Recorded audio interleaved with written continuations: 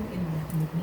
This is Miss Mecca's Take, and I'm live every single morning at 10 a.m. on Stationhead. Shout out to Stationhead for this awesome platform. I didn't realize how blessed I was until having a conversation with somebody who was talking to me about how they had made some attempts to come over and listen. And he was like, you see, Mecca, it's not that people don't want to listen to you. It's just that it's not as easy as you think to get to. So thank God for all those things that are made available to me, that are made so available to me, even when I don't realize how easy it is to get. It's just something that kind of comes naturally, right? You just get used to things kind of flowing in your direction. And I do think that's the reason why sometimes God have to kind of rattle us a little bit, rattle our cage of life. And that cage is for our protection, okay, covering us and keeping us in the midst of everything, right? But not in the midst of everything. So I'm so grateful for the fact that I'm able to exist in the world and I do not have a lot of, what do you call it? Just, I don't know, just a lot of the stuff that's been going on. It's been crazy and hard for me to grasp onto because sometimes I see stuff for what it really is, and a lot of people are talking about things, and I'm just like, you know what? I don't have the time, I don't have the energy to go and get into that right now because I'm truly focused on what it is I got going on in my life.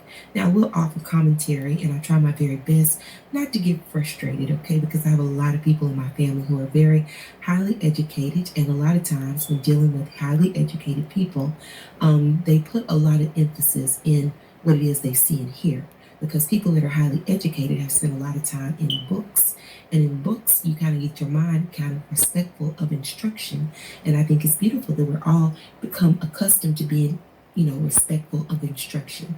Unfortunately, there are some people like it's talked about in the Bible, that have gone along and ahead of it, right? And planted some negativity in the midst of this instruction that has put us all in a position to where the truth has been kind of compromised, but still put in high places with up under the names of respectable authors, right? And with that being said, a lot of times people are just misinformed. But I do think that it all goes together because where you and that person learn to exist together and the people that God put around you. I used to wish that God put more people around me like me or that thought a little bit more like me because I always felt like a outcast or like a peculiar person in the midst of it because I'm just like, why are we even talking about that? Like, for real, like, why are we even giving that our energy? But there is a big crowd of people out there that are capitalizing off of people being interested in this. And so I understand that it's a reason for it to exist in the world.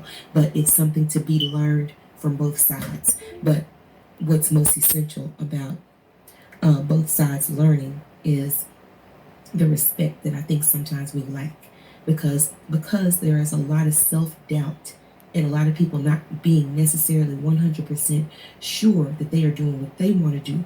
Unfortunately, it puts us in a situation where when somebody else disagrees with you, I thought about this the other day, a big part of us feeling the resistance when somebody disagrees with us or feeling that resistance when somebody, what am I trying to say? We feel that resistance whenever we encounter somebody who says something to us that we have already been saying to ourselves. When somebody else says something out loud, and we got to understand and accept that while whatever the facts that may be stated about the situation may be true, the place that we have to get to is that if those things, if those facts were able to stop you, then they would just simply stop you.